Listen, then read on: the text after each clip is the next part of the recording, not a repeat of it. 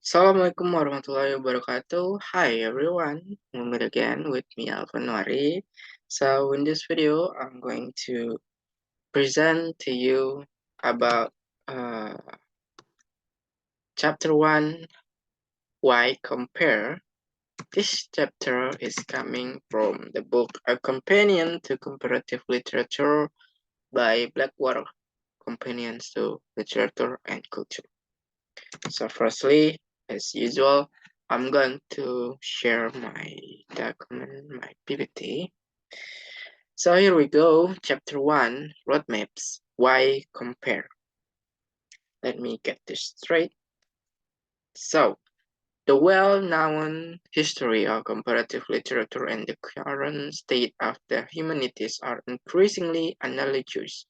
Recent assessments of the humanities have demonstrated that like comparative literature, they have problems, but they have not addressed to the notion that to the extent that they support the humanities. This analysis of self-reflection is a contributing element to the crisis they claim. They have attained the pinnacle of their importance, and it is proper to leave them there so that the reflection can be repeated. Additionally, they failed to fully consider the connections between the financial and intellectual issues. Sorry. So, by making the challenge of identifying their relevance into a subject for infinite reflection, the humanities have drifted away from comparative literature. By doing this, they have successfully transformed Cartesian self-doubt into a cultural project while failing to challenge the instrumental goal of the doubt, which is to produce the content of a notion where there is either verified nor positively pleasing content, as Kierkegaard points out. Similar, sorry, Similar to the humanities, comparative literature is currently located in a region where institutional economics, values, and limitation converge.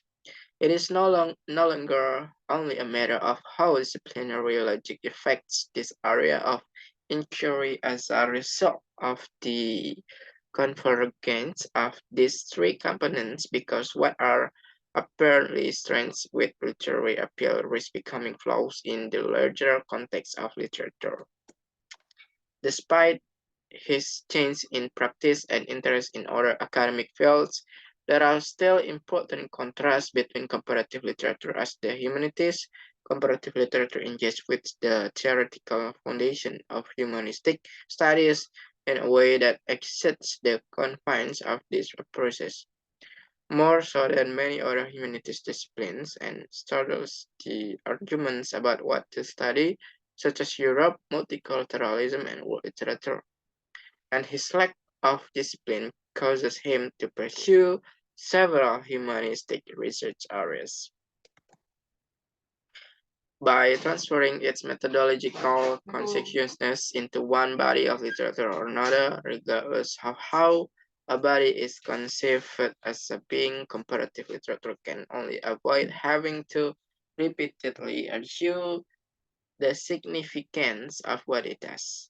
By restraining the temptation to reinvigorate this location, comparative literature can highlight issues regarding the limitation placed on the study of human values.